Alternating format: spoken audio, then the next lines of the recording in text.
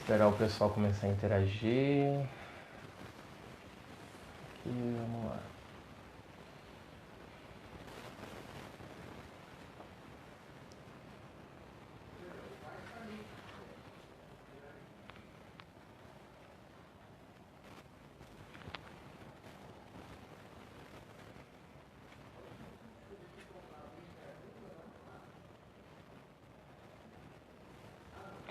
Já tenho. Angélica Stephanie. Angélica, belezinha. Acho que você foi professor dela já também, Fui. né? Então ela comentou, falou assim, nossa, o professor, o Robson, não sei o quê. Falei, isso mesmo. A Patrícia Rangel também tá ao vivo com a gente aí. Pátia. A Paty. Boa noite, Patrícia. Boa noite, Angélica. Angélica eu estive agora há pouco com ela. Ah, você conhece ela? Conheço. Tá se informando em enfermagem. Que legal, cara. Então tá. É uma excelente pessoa. São boas pessoas aí.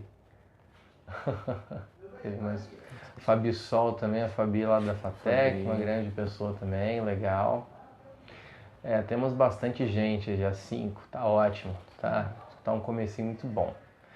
Galera, quem quiser aí, vai compartilhando esse vídeo aí, tá? Para poder ajudar também o Educando o Cérebro, ajudar o Robson, ajudar a mim. Pra gente poder estar divulgando esse vídeo aí. Boa noite, Patrícia Rangel, olha lá, Fabi Sol também, boa noite.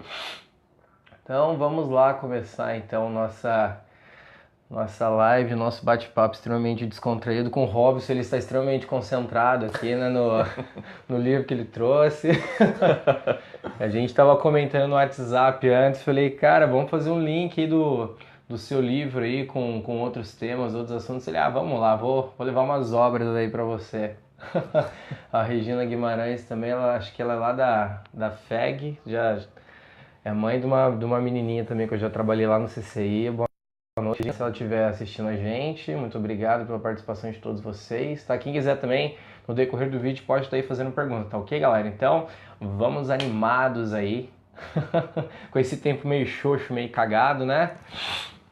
Tá segunda-feira chovendo. Segunda-feira chovendo, um frio e a gente aqui fazendo um vídeo. Ô, que coisa, né, meu amigo? Essa é Guará. Essa é Guará. Guará, a cidade do caos. Nem me fale. O Sidney Santos. Boa noite, Sidney. Não te conheço, mas seja muito bem-vindo à nossa live aí, tá ok? Um abraço. Então, gente, então estamos hoje aqui nesse exato momento, às 20 horas e não sei quantos minutos, porque aqui para mim não aparece, tá? O minuto ali. Mas enfim, como combinado aí com o professor e doutorando Robson Rasman.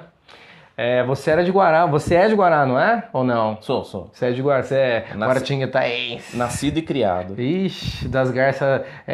esse daqui é das garças brancas também. Historicidade das garças brancas, é isso aí, cara. Então, o motivo desse vídeo hoje, gente, é o quê? Bom, ele vai comentar um pouquinho aqui do livro dele, tá? Karen Billy também, uma boa noite. Karen, não sei de onde você é, mas muito obrigado pela sua presença aí conosco no vídeo, tá? O Robson, ele fez o lançamento de um livro, foi sábado passado, né, dia 20? Dia 20. Que tu fez, né? Tu fez onde mesmo? No Conselheiro Rodrigues Alves. Ali na escola? Na escola. Ah, tá. Nossa, a escola lá é bem grande até, eu acho... Eu infelizmente perdi, eu falei assim, eu tenho que fazer um vídeo... Nossa, o Educando o Cérebro precisa fazer um vídeo com ele. Pra ele, sei lá, talvez apresentar o livro dele, ele comentar, né, das ideias do vídeo, né, que eu acho que é bem interessante. O Sidney, Terra das Garças Brancas, é isso aí. E eu achei bem interessante o tema do livro dele, que ele vai comentar com a gente também daqui a pouquinho, tá ok? Então é só para vocês entenderem mais ou menos do que a gente vai falar, que a gente vai falar do livro dele, também de editoras independentes, como é que você, sei lá, né, pode estar publicando seu livro também, né, em editoras, que eu acho que ele teve esse trabalho também, dependeu muita energia, eu acredito, né, que não foi tão fácil assim fazer a publicação do livro. E é isso, galera. E no decorrer, assim, a gente vai comentando outras coisas. Se a galera estiver interagindo aí, a gente vai também fazendo perguntas pro Robson. Vamos deixar ele hoje, ó. Vamos deixar contra a parede hoje.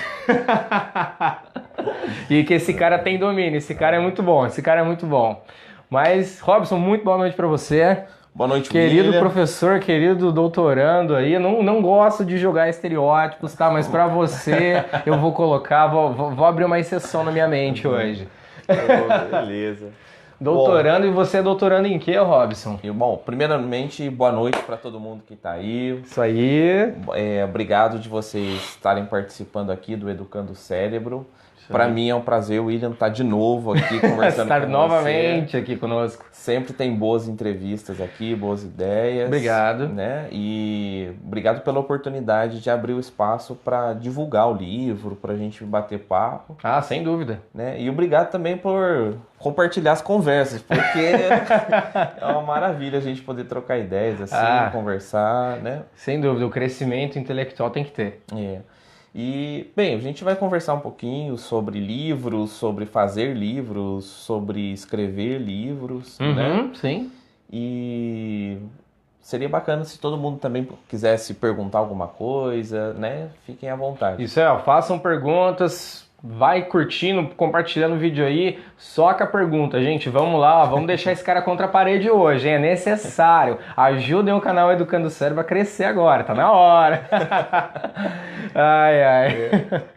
Bem, eu sou doutorando em letras, sim, né, dentro do programa de língua espanhola e literaturas espanhola e hispano-americana na Universidade de São Paulo. Sim.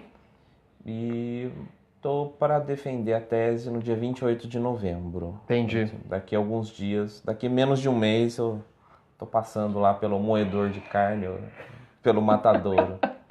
A pior parte está chegando, né? Eu não sei, cara. Eu nunca sei se a pior parte é a defesa, ou se é escrever, ou se é esse meio termo que você termina a escrita e espera a defesa. Eu acho que a pior parte é o processo, né?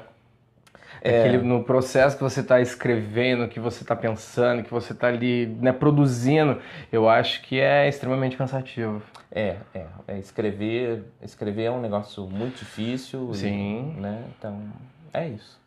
Estamos aí. Então é isso, gente. Então, professor, eu vou chamar você de Robson, eu vou parar de chamar você de professor agora. Melhor. Então, a respeito do teu livro, conta pra gente, ou quem quiser saber também, primeiramente, eu vou perguntar qual que é o nome do teu livro, primeiro. Bom, vamos lá. O livro é esse daqui, se você quiser mostrar aí, eu acho que vale a pena. O livro se chama Erro e Surpresa. Ele está publicado pela editora Casa Lua, de Cachoeira Paulista. Eu tive a sorte de encontrar uma jovem editora muito bacana, que está começando um trabalho e tem um cuidado extremo com o texto, com o livro, que é a Mariana Bastos. Legal. E ela me fez uma proposta muito interessante, né? Conseguiu essa capa belíssima, que é uma fotografia de um fotógrafo profissional. Realmente, muito bonita. É do Marco Santilli, ele foi diretor do Museu da Imagem e do Som de São Paulo. Ele hoje tem uma pousada aqui em Cunha. Posso falar o nome da pousada? Pode, eu acho que para ele acho que vai ser até bom fazer divulgação já. É a Pousada dos Anjos, legal. Entre Cunha e Paraty. Então, e aí essa fotografia é de São Paulo, da década de 70, que tem a ver um pouco com o ambiente do livro. Entendi. É isso. Então esse foi o motivo do nome do livro, é isso? O nome do livro eu vou deixar como uma surpresa para os leitores darem uma de detetive. É boa, né? Legal. Legal, que eu já vou acostumando assim, eu já vou apressando as coisas, eu não deixo o processo correr, mas hoje eu vou ter que deixar esse processo... Mas enfim, eu acho que primeiramente, a primeira coisa que a gente tem que tocar assim é por que escrever esse livro? Eu acho que é o cerne. É isso. Eu acho que é o cerne da questão aqui. Olha, William, uma vez eu escutei essa frase, alguém citou, eu não sei de quem que é a frase, mas eu acho... Se eu souber eu te falo.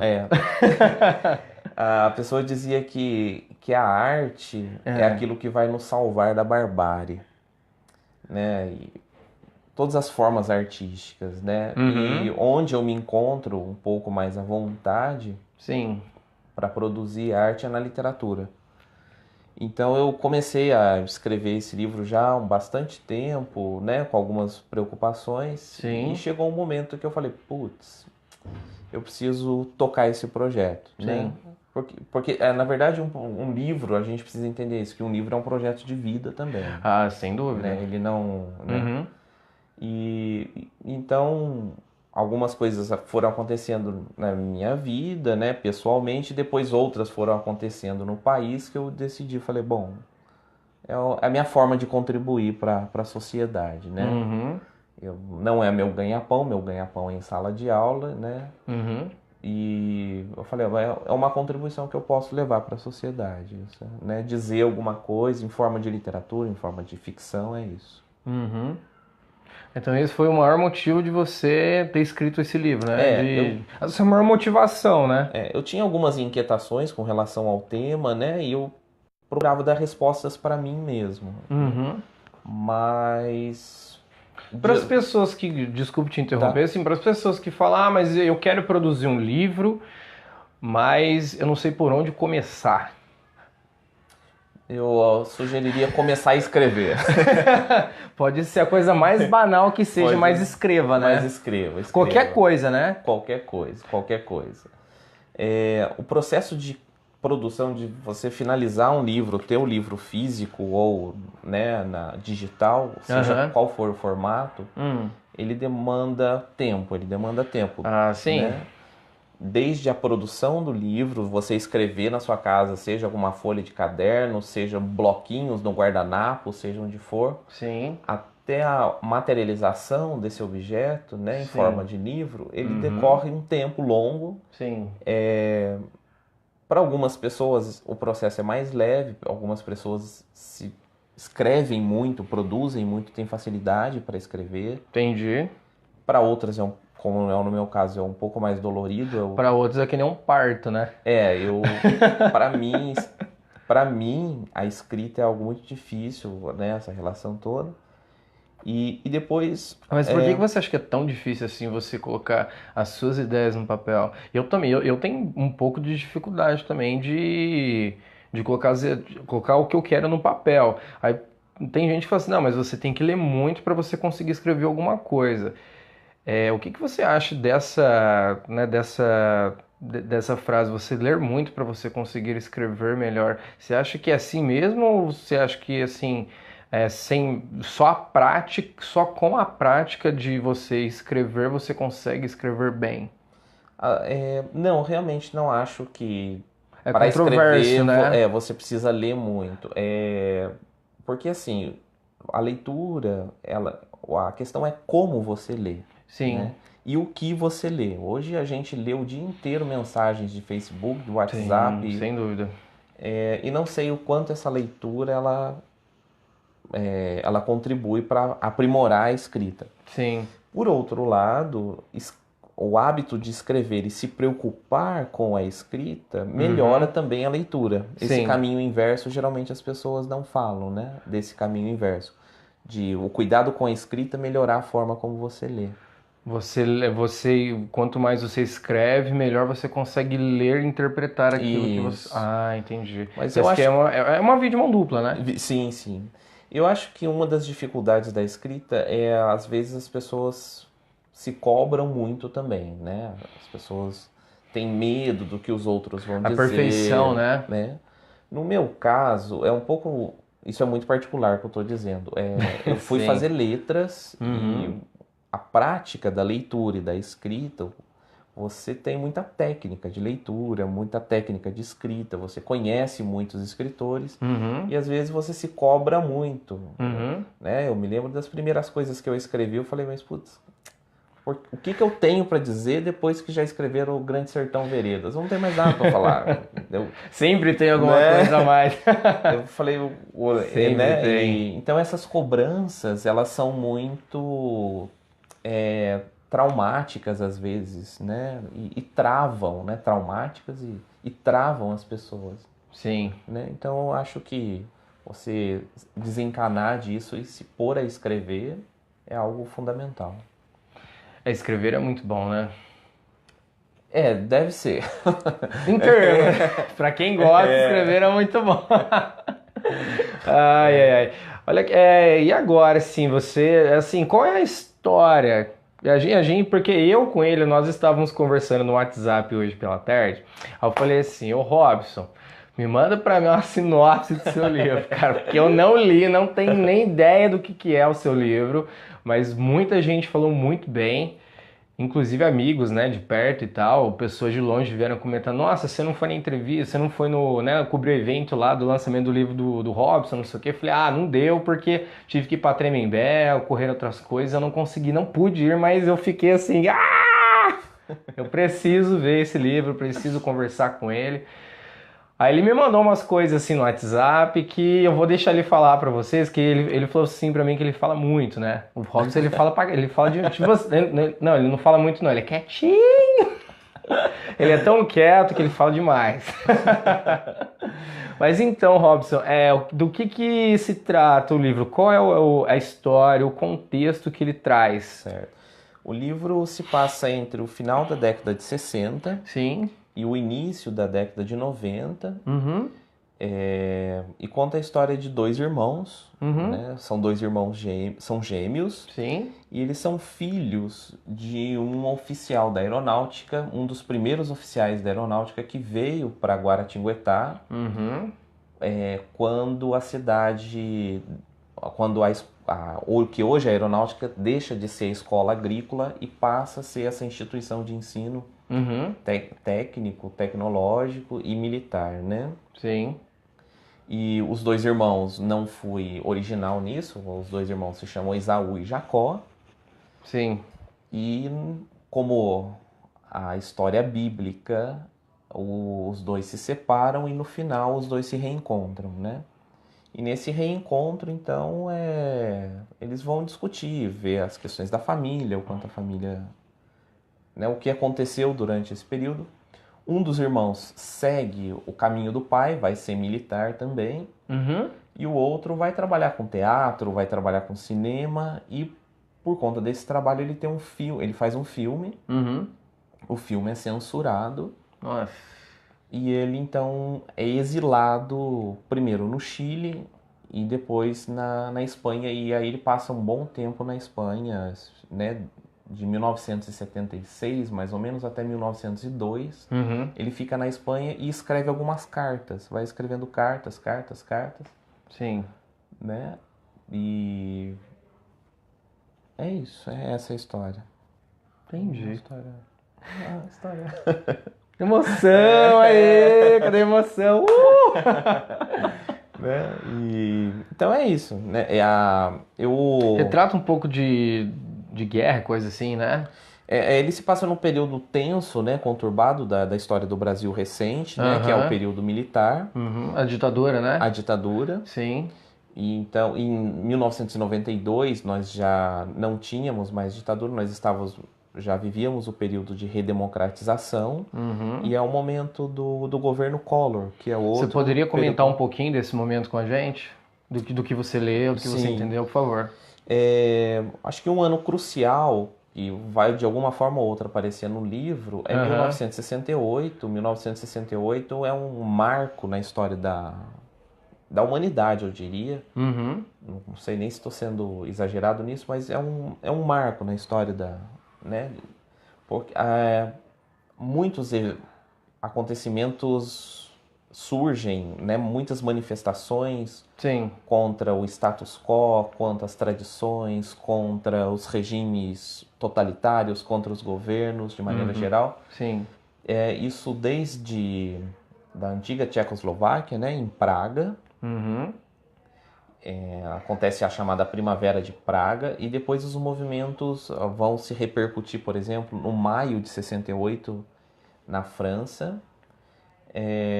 Nós teremos movimentos nos Estados Unidos, nós teremos movimentos no Chile, no Chile não, no México, e teremos movimentos no Brasil muito forte. Mas esses movimentos em todos esses locais eram para quê? Eles têm umas pautas específicas em cada um deles. Por exemplo, Sim. na França surge porque queriam que fosse compartilhados os alojamentos de meninos e de meninas nas universidades. Sim. Na Universidade de Nanterre. Uhum. Né? No Brasil, acontece o assassinato do secundarista Edson Luiz. Ele estava no refeitório da universidade no Rio de Janeiro. O refeitório chamava Calabouço, em março, e ele é assassinado, né, pela polícia. Nossa. E ainda no Brasil vão acontecer alguns movimentos, por exemplo, na rua Maria Antônia, né, que são os alunos da que hoje é a Universidade de São Paulo e a Universidade Mackenzie. E em 13 de dezembro de 68 é instaurado o AI-5, o Ato Institucional número 5, que caça todos os direitos políticos das pessoas. Nossa. E institui, inclusive, a censura prévia. Uau! E nessa trajetória do personagem meu aqui, né, do Jacó, ele vai parar no Chile em 1973. 1973, no Chile, existe um golpe militar, aviões do exército atacam o Palácio La Moneda, e ele vai conviver nesse período. Ele foge do Brasil por causa da ditadura e ele cai num regime, né, que se diz, inclusive, muito pior do que o que aconteceu no Brasil. Entendi. Né? E ele vai, no final das contas, ele decide, em 75, sair do Chile e vai para a Espanha, porque em 75 acaba a ditadura espanhola. De 1939 a 1975, a Espanha fica sob uma ditadura, e em 75, a abertura.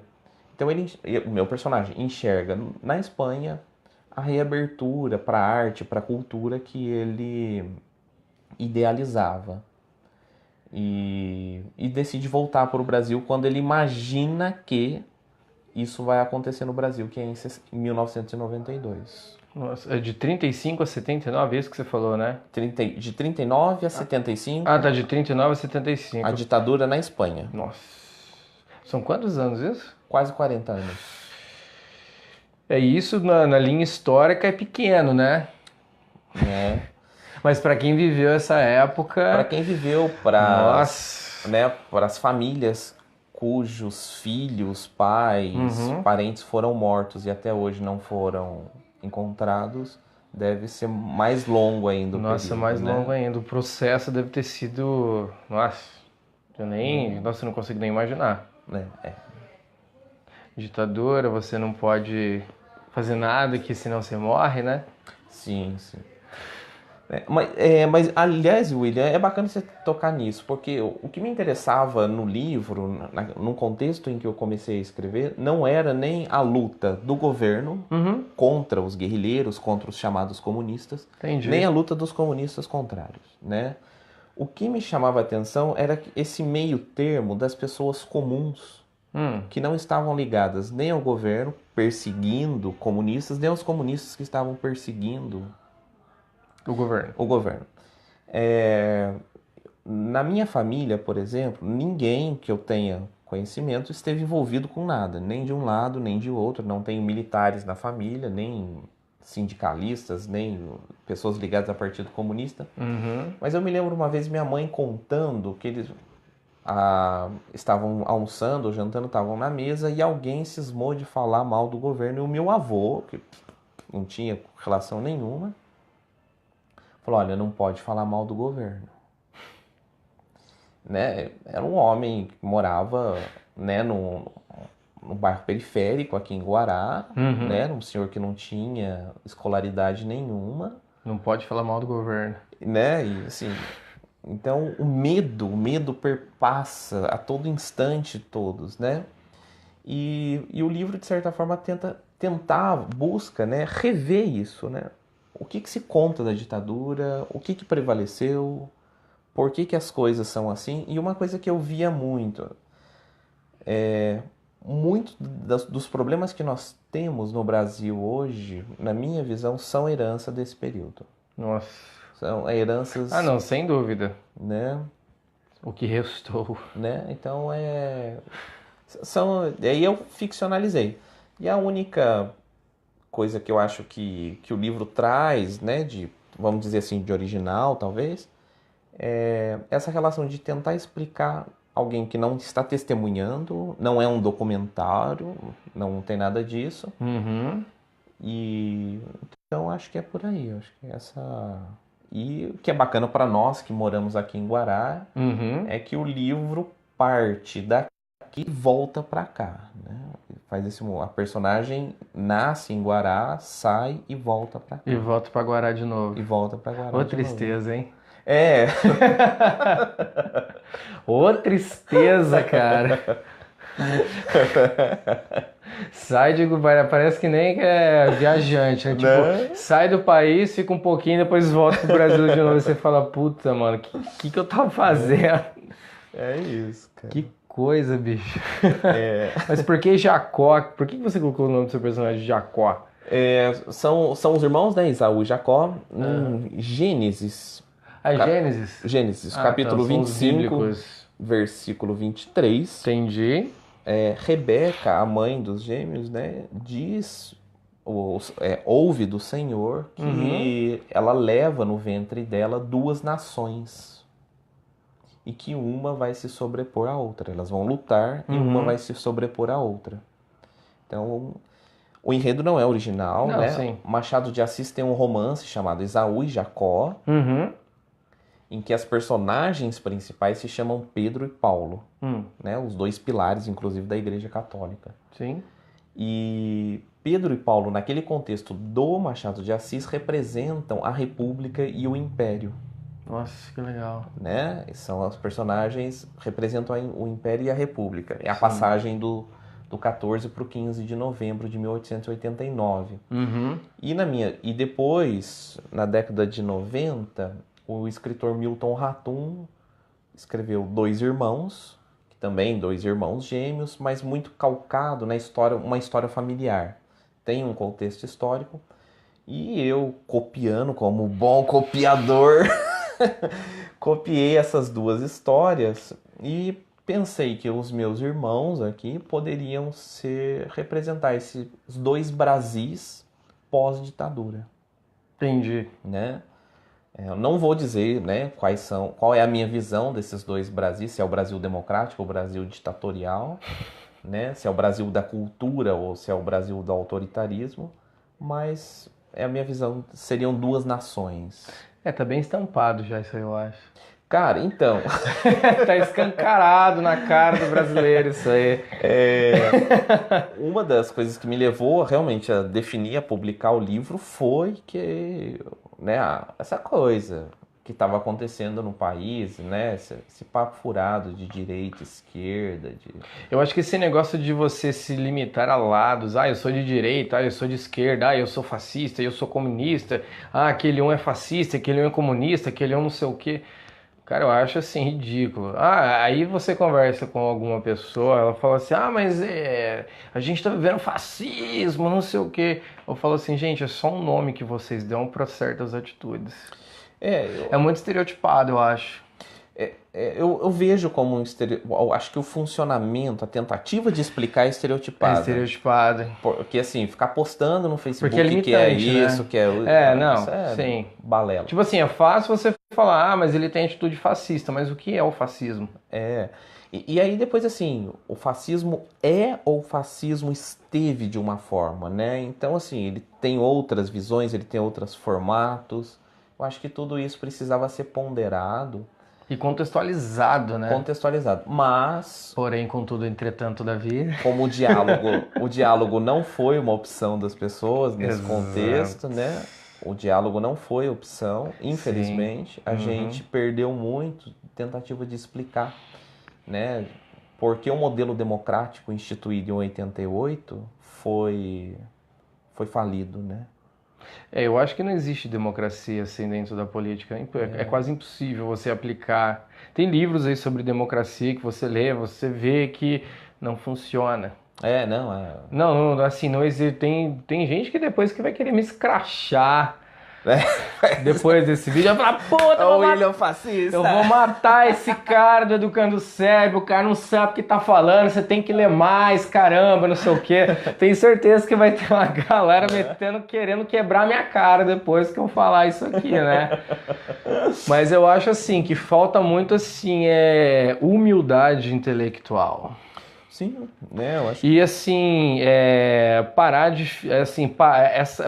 essa imposição, porque como a gente sabe que o voto é secreto, por que você vai ficar falando assim, não sei quem, vota em tal, e as pessoas querendo afirmar de certa forma, nas redes sociais principalmente, que não, você tem que votar nesse cara porque ele é melhor, porque não sei o quê, e se você não votar nele, você não é mais meu amigo. É isso mesmo, é isso mesmo. Eu acredito que tem pessoas que foram até demitidas do trabalho, talvez por causa disso. Pode ser, pode ser. Eu não sei, é só uma suposição, tá? A Fabi tá comentando alguma coisa aqui.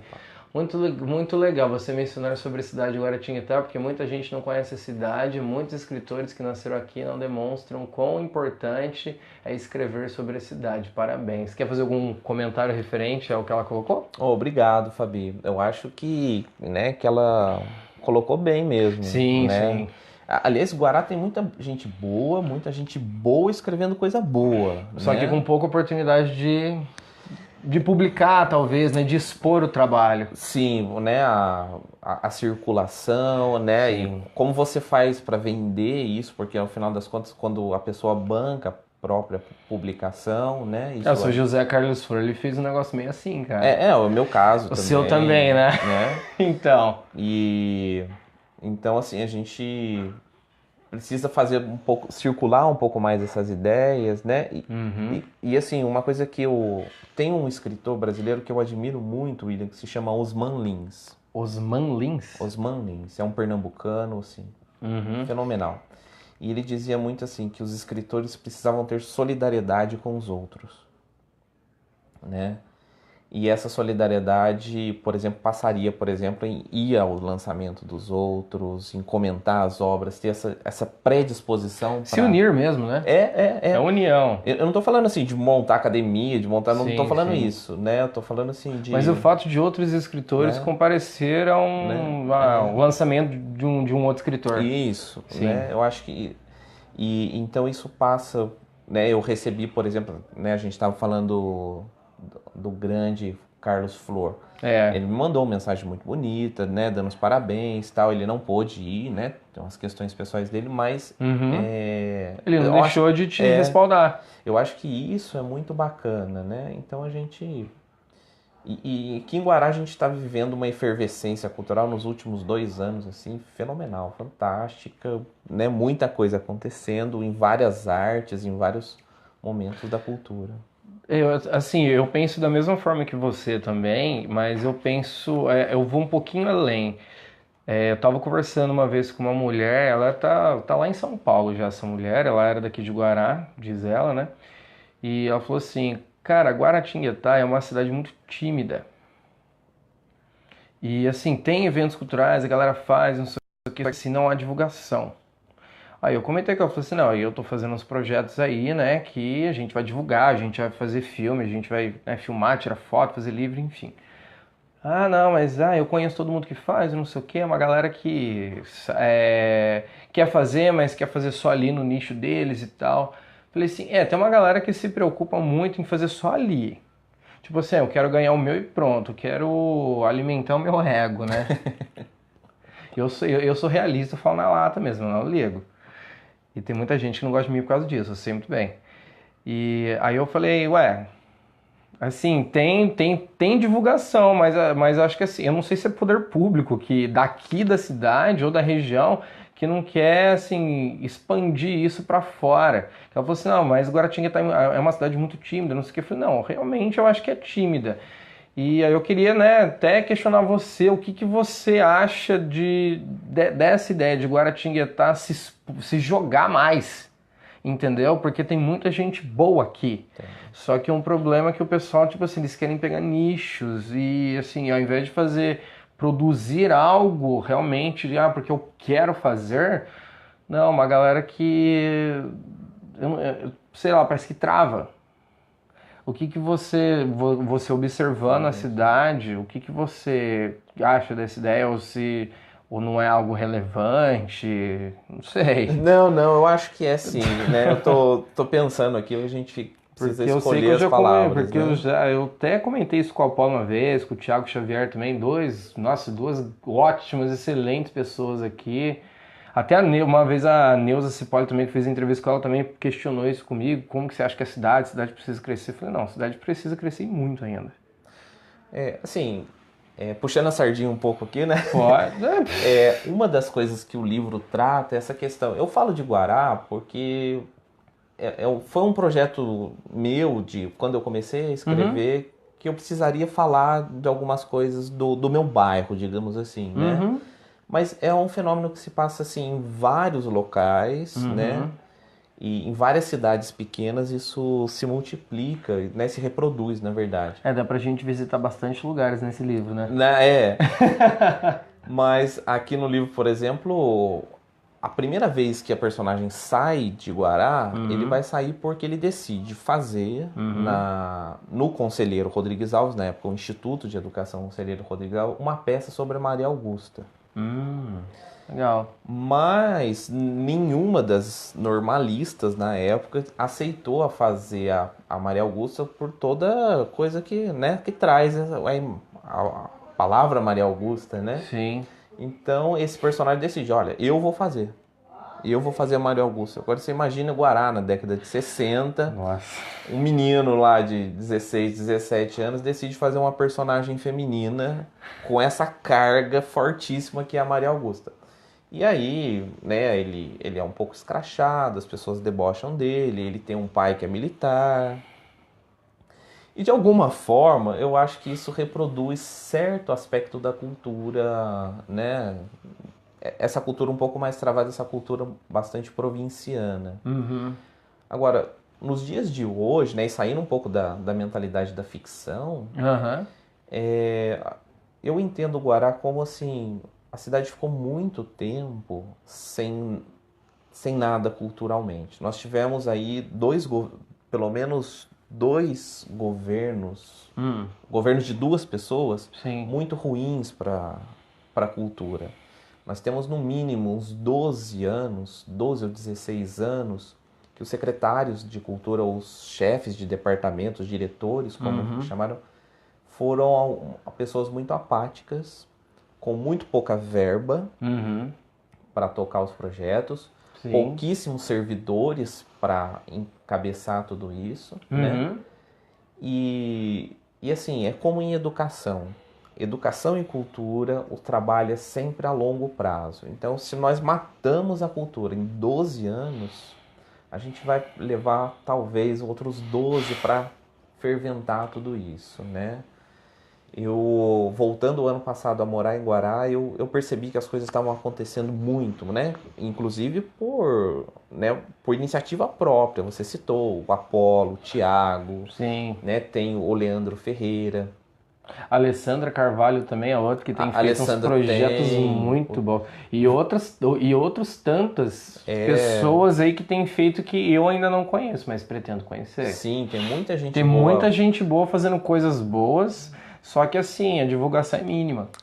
Inclusive porque a gente precisa fazer com pouca verba, né? Sim. E aí é uma coisa preocupante porque assim, os eventos culturais na cidade, eles têm uma tendência a aparecerem uma coisa que fica entre o entretenimento, o turismo. Sim. Né? Então é preciso entender um pouquinho o que é cultura, né? Infelizmente a gente vai precisar restringir o conceito de cultura para entender onde a gente está querendo chegar. Mas eu acho que essa mistura entre entretenimento, turismo e cultura, eu vejo como uma das coisas que a gente ainda precisa superar aqui na cidade. Assim. Mudar um pouquinho a mentalidade, né? Não sou só eu que já percebi isso, né? Outras pessoas. O Thiago Xavier fala uma coisa muito bacana também. Ele fala que eu preciso de um estado de consciência cultural. Eu acho isso muito bacana e é mais ou menos por aí mesmo. É uma frase muito boa. Né? Estado de consciência cultural. Eu acho que, né? Isso passa pela formação do público. Né? E por mais que você divulgue, que passe carro de som, que chegue mensagem no seu WhatsApp, no seu Facebook, né? Se não há um público formado não tem para aquilo, né? E é uma cidade um pouquinho morta também, né? Interior, assim, Né? bem pacata. Quer dizer, pacato até certo ponto, né? Porque o número de assassinatos é estrambólico também. Estrambólico, né? né? Psicodélico, tanto que se mata, se rouba e nessa cidade. É complicado, né? Né? Então, e assim, para você conseguir, agora a gente vai chegar, acho que numa das partes críticas também agora, que é a parte de publicação de livros, né, independentes. Uhum. Como é que foi esse processo para você, assim? Como é que você entrou em contato com o editor? Alguém entrou com você? Você teve que chamar algum amigo, alguém para te orientar? Como é que foi isso? Olha, William, assim, publicar livro no Brasil hoje é fácil, é caro, mas é fácil. Existem N alternativas. Eu vou falar algumas coisas aqui às vezes, e não estou falando nem no sentido, já vou me antecipar porque pode parecer. Não estou dizendo que está certo ou que está errado. Eu acho que foi o que eu disse. É um projeto de vida e projeto de vida cada um conduz o seu, né? Uhum, sim.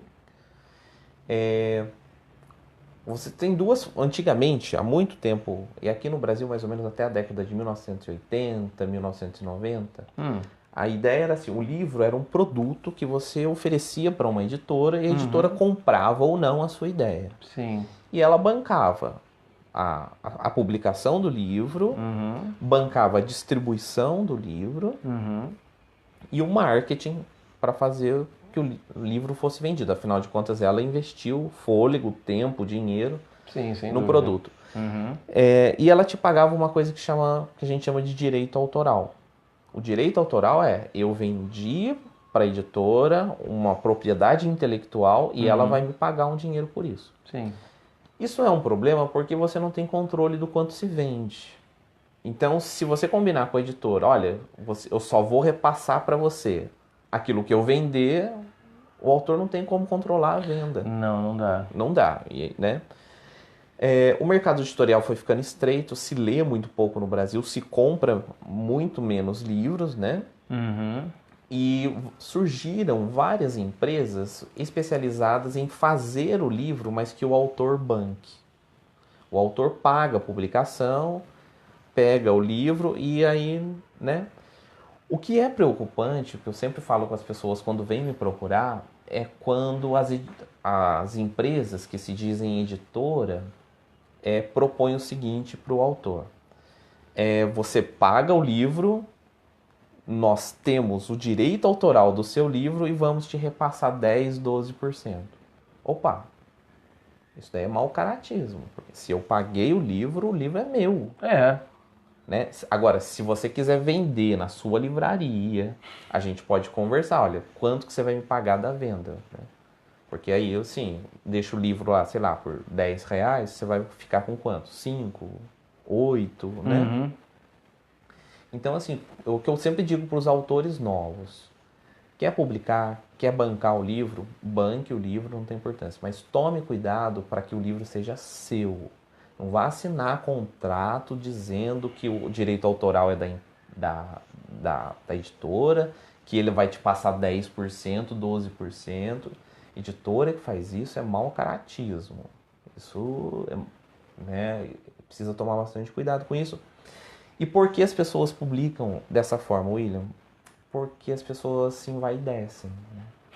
Um livro, de alguma forma, te dá prestígio, te dá dá uma massageada no ego. Né? Eu sou escritor, Eu né? sou escritor, né? Então, isso é preocupante. Agora, um outro caminho para você, né, para alcançar essa publicação é participar de concursos. Existem vários concursos que você envia a obra original e a obra concorre com outras. Tem o prêmio Sesc de literatura, tem o prêmio Leia, da editora Leia, né? E muitos outros. Em Belo Horizonte, por exemplo, tem um prêmio que te paga 50 mil reais pela obra original.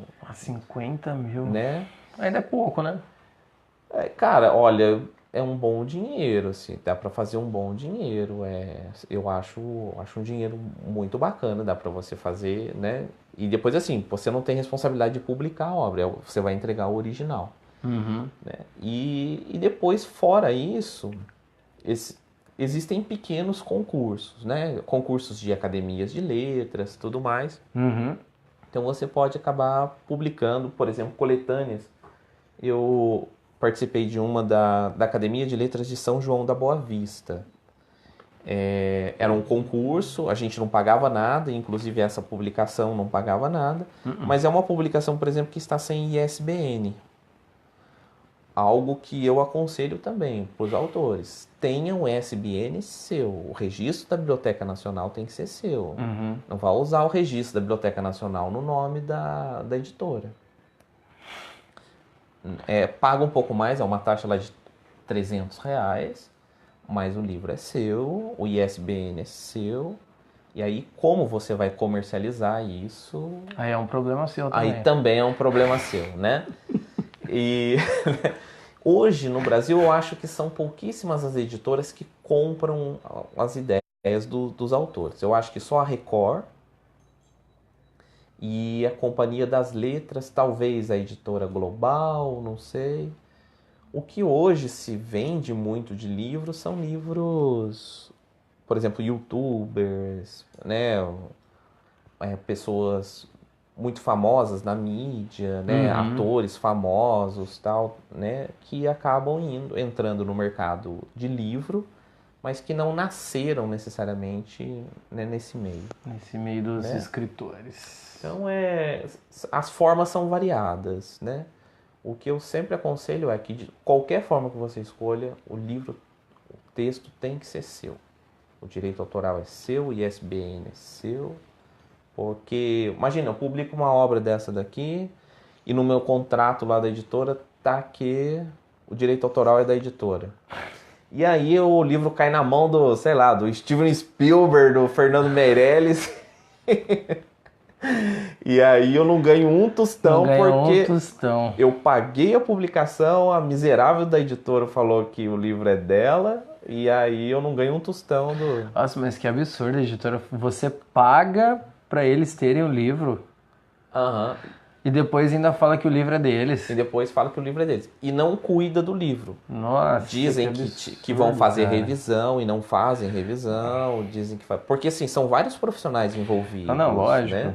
Aqui, por exemplo, ó, tem a editora, a pessoa, a figura física, né? A capa e o projeto gráfico é de uma pessoa. A diagramação foi outra pessoa que fez. A preparação foi outra. A revisão ortográfica foi outra. E o escritor foi outro. Cara, eu já peguei vários livros assim novos que eu comprei, às vezes, acho que até na Amazon, que tinha ortografia tudo errado. É o que eu digo, é muito fácil você ir lá na Amazon lá e coloca o livro, você vai vender o livro por R$10, os caras vão te dar 7, sim, né? Mas a questão é assim, não sei se vale mais a pena você investir num projeto, né? E demorar um pouco mais com esse projeto. Sim. Do que ter essa ânsia de publicar. Eu quero publicar, eu quero aparecer, eu quero fazer. Tipo assim, vai devagar que acho que o devagar vai melhor, né? Eu acredito muito nisso. Eu acho que o tempo de maturação do texto é importante, o cuidado. É que nem você ler um livro, né? O melhor eu acho que assim, o melhor de tudo é você ler o livro com calma, né? Pra você conseguir entender, você mastigá-lo realmente, digerir aquilo que tem que ser digerido. Pô, eu peguei esses dias 2 livros eu peguei esses dias de editoras diferentes e contextos diferentes também. Sim. Pô, mas a primeira página tinha 4, 5 erros de ortografia. Nossa. Sabe? E repete toda hora a mesma palavra. Assim, erros que são básicos. E não estou dizendo que é defeito do escritor. É porque a obra te consome tanto que às vezes você cega para certas coisas. Então você precisa ter alguém que olhe para o seu texto. Um olhar novo, né? Sabe, ter amigos com que você possa contar. Olha, você pode ler o livro para mim? Dá uma olhada. Vê se tá certo, se não tem nenhum erro. Não vai ser o chato também que vai ficar. Você já leu? Você já leu? Você já leu? Né? Eu seria. Eu seria. Porque também as pessoas têm a vida delas e tudo mais, Mas né? se hoje é tudo muito corrido, né? Nossa Sim, Senhora, né? Jesus amado. Então, assim, o Drummond que fala, né? A gente não pode esperar das pessoas mais do que aquilo que elas estão acostumadas a dar, né? Não. E hoje as coisas estão muito corridas, então O despendimento de tempo e energia hoje é muito maior, cara. Hoje eu tinha até comentado no Facebook, até eu perguntei pro pessoal, falei assim, gente, por que será que parece que você faz tanta coisa durante o seu dia, mas aí você finaliza o seu dia e parece que você não fez nada, cara. É isso mesmo, é isso mesmo. Aí veio um cara lá e comentou assim, porque a gente faz tantas coisinhas pequenas, tantas atividades pequenas durante o dia que isso drena o nosso emocional. Pode ser. E drena o nosso físico, porque você tá correndo pra lá, correndo pra cá e vai no banco, paga a conta e cuida de filho, sei lá, se é casado, namora e... Caramba! É isso mesmo. É isso mesmo. É uma loucura. É isso mesmo. Aí você fala assim, eu tenho que estudar, eu tenho que trabalhar, eu tenho que cuidar de casa, eu tenho que sair com os amigos, eu quero sair, me divertir. E ainda tem que postar no Facebook. E ainda tem que fazer live pro Face ainda, cara. Né? Mas é isso, William. Nossa, é uma loucura, bicho. Nossa, é uma loucura mesmo. Mas é isso aí, gente. Ó, agora tem perguntas. Bom, se alguém quer perguntar, ó, vou dar 1 minuto aí, vamos deixar 1 minutinho de tempo aí pra galera. Quem quiser fazer pergunta, pode fazer, tá? Boa noite, minha prima Loena Prudente, lá do Rio de Janeiro. A Fernanda Alves, não sei quem que é, boa noite pra você também. A Kelly Bragante também, não sei quem que é. É que eu acabei adicionando um monte de gente no Face do Educando, que eu não conheço meio mundo. Não, mas é isso mesmo. Falei assim, não, eu vou começar a adicionar a galera pro pessoal começar a conhecer e tal, né? Sei lá, vai que um dia eu vou pra Taubaté entrevistar alguém também, que agora tá mais fácil. Ou pra algum outro lugar. Olha lá, Rafaela Guerra. Boa noite, Rafaela. Orgulho de ter tido aula com o professor Robson. Aê! Boa noite, Rafaela. Já obrigado, ganhou, viu? Já ganhou a noite. Pronto, agora. Já ganhou a noite. Galera, quem quiser fazer pergunta, faz aí. Compartilha esse vídeo aí, tá? Pra gente. O pessoal tá conhecendo também. Deixa eu ver quem mais que esteve aqui. A gente não pôde e não deu atenção. Tereza Barbosa também viu a gente. Opa, grande Tereza. Ao meu ex-cunhado, que é o Ibrahim Carradini Medeiros, que acho que ele é lá de São Paulo, PM. Nossa, super gente boa também. Adri Calderaro. Beijo, Dri. Conhece também? Conheço. A Dri tava no lançamento. Tava no lançamento, tava legal. no sábado lá. Ela falou assim, queremos spoiler, mas já começo a ler esta semana.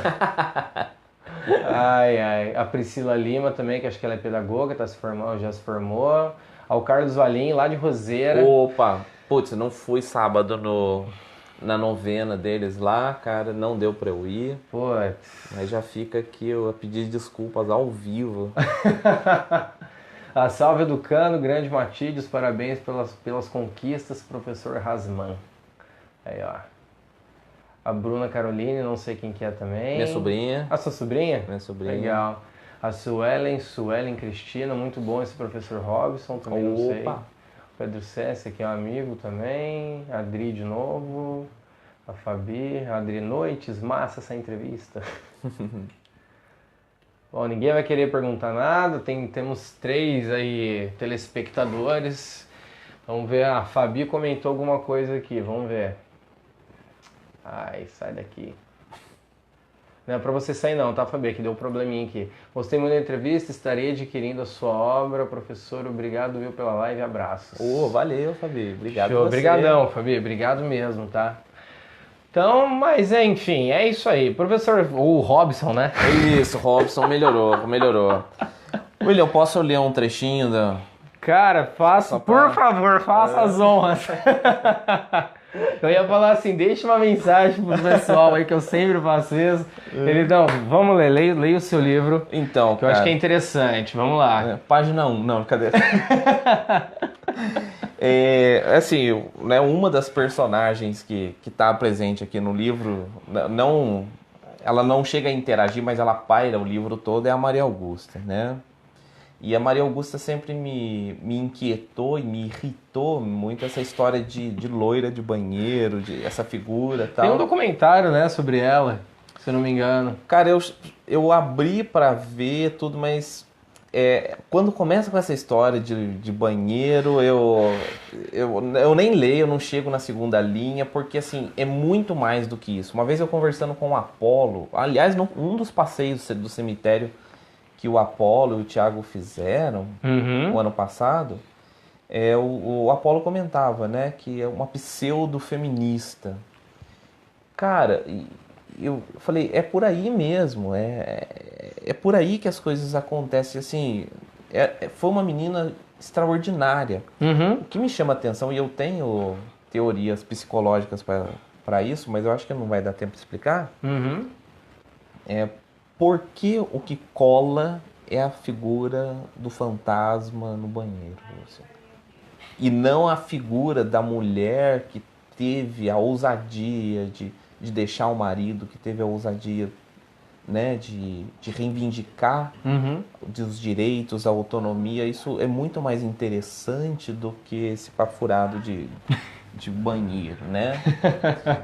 E dentro da história... Ó, né? o Robson escrachando aqui, hein? Não, essas coisas... sem contar que esse negócio de lenda urbana é coisa de norte-americano, né? O negócio é folclore, né? Saci pererê, mula sem cabeça, isso aqui é legal. É isso aí. O que eu... chega em determinado ponto que a Maria Augusta, desculpa, o Jacó tá mandando umas cartas, né? E ele, morando na Espanha, vai a Paris em 1986. E há um jogo aqui, né? 1986. O seu José Carlos Flor tá assistindo a gente agora. E 1968, né? Então tem esse jogo, né? Sim. E aí ele manda uma carta falando sobre a Maria Augusta. Poxa, que legal. E na minha opinião, assim, um momento bonito do livro. É difícil falar, bonito assim, né? É um momento interessante, né? Porque aí a confusão do que acontece com a personagem, de tudo que ele viveu na vida pessoal dele, na cidade onde ele morou, na cidade onde ele visitou, parece que tudo isso se sobrepõe e é uma confluência, assim. Fica muito difícil. Eu não sei se dá tempo de ler tudo, acho que... Bem, vai. Não é muito longo. Aqui tem gente que já tá esperando pra você ler. Então tá assim. Paris, 1986. Maria Augusta tem uma mística que fortalece a imaginação e o medo. Ruiva e jovem, uma criança nos gestos e frases, aos 15 anos o Visconde concede a mão da filha e o dote. O casamento segue o rito. Quando vê o marido, enxerga claramente as décadas que o separam. Vão-se a festa e o verde véu. Na primeira noite de sua mulheridade, rouba as joias da casa e manda notícias de Paris. Morre poucos anos depois, acometida pela doença dos imortais. A doença e o exílio, metáfora da arte. Maria Augusta volta a Guaratinguetá em um esquife de vidro. Aguarda semanas até o mausoléu ficar pronto. Esperar. Logo ela, que foi ensinada a se apressar, passa então a reivindicar a transferência da casa para o asilo eterno. Abandona os cabelos de fogo, fica loira, quebra vidros, abre torneiras, segue carruagens ladeira abaixo, mas não cruza o rio da rua que leva o nome do pai. Passeia por todos os corredores e banheiros de escolas de sua cidade natal e do Brasil. Hoje também a vi no Quartier Latin. Em meio aos escombros e aos estudantes que corriam, estava como sempre, loira e solitária. Pálida, pois já se afrancesara, olhava ao redor as chamas das barricadas e os muros com palavras de ordem. Ao tentar falar com ela, desapareceu. Em seu nome, saí de Guaratinguetá para mantê-la viva para a cidade. Mas mesmo assim, foges de mim. Para mim, Maria Augusta é um teatro de sombras. Uau! Caraca, muito bom isso, meu. Um trecho assim marcante. Né? Bem marcante. Né? Eu acho que sobrepõe muita coisa. Sim. E mistura tudo. E principalmente essa última frase, viu? Foi a... Finalizou com aquele soco bem dado, assim, ó. Pá! Caraca, muito bom. E assim, como é que faz pro pessoal tá adquirindo o teu livro aí? Isso é importante, ajuda bastante também. O livro Fala tá aí. comigo, né? Quem quiser pode me chamar o inbox lá no Facebook. Uhum. Eu levo o livro para a pessoa, a não ser que a pessoa more muito longe, né? Sim. Né? Eu levo o livro para a pessoa, combino a questão do preço e tal. E porque é dessa forma, por o livro circular em alguma livraria sai muito caro para mim, né? Imagino. Mas é só me chamar lá que a gente conversa no Facebook. Beleza. Robson, muito obrigado. Caramba, que papo, cara. Valeu, Que William. papo, Putz, cara. agradeço. É um espaço assim fenomenal poder vir aqui, trocar ideia, conversar, ouvir as pessoas, ver esses amigos aí, a Adri, a Angélica, a Fabi, né? Suas ex-alunas aí. A Rafaela e tal. Falei pra minha mulher que eu ia estar aqui também, não sei se ela tá assistindo, se tá dando comida lá pro Lucão. Qual né? que é o nome dela? Sandreli. Acho que é Sandreli, deixa eu ver aqui. Fabi, ai que lindas palavras, cabelo de fogo, amei.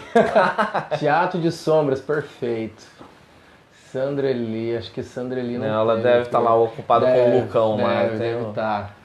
Caraca, mas que show, cara. Que bate-papo riquíssimo Valeu, com você. William, valeu mesmo. Como sempre, né? Valeu. Você, eu sou José Carlos, o Apolo, o Thiago, sempre essa galera que tá aqui com a gente também. E outras pessoas também, tá? O Educando o Cérebro não vai ficar só erguendo, só os mesmos. A gente só ergue os mesmos porque não aparece outras pessoas querendo fazer divulgação. Né? É uma galera muito assim, ai, será que eu vou? Tenho medo de falar na câmera, não quero expor meu trabalho e fica assim, naquela coisa. Eu falo, gente, o Educando o Cérebro tá aí para vocês, tá?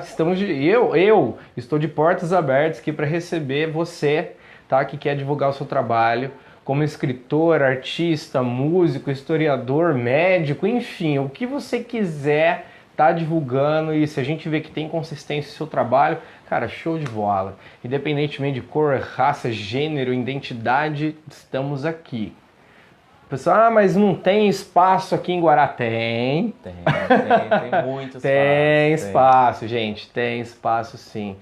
O seu José Robson, só agora no final consegui chegar aqui, vou assistir. Opa! Vai assistir tudo, seu Zé. Vamos sim. Mas, cara, brigadaço. Eu que agradeço. Eu que tenho que agradecer você por despender um pouquinho do seu tempo também, dedicar pra gente, porque isso é extremamente importante. Sim, a gente vai reverter todo esse cenário cultural aí. Sim. E temos aí uma próxima entrevista aí com o Leandro Oliveira, ele é professor também de Relações Internacionais, tá? Ele é daqui de Guaratinguetá, e ele vai publicar um livro dele também, vamos fazer o lançamento do livro dele aí, vamos começar a fazer lançamento de livro dos autores da nossa região, porque é importante. E vocês precisam, Sim. Porque, porra, cara, escrever é foda. Eu só tenho isso a dizer, escrever é foda. É muito difícil. E é uma solidão desgracenta, né, cara? É uma solidão.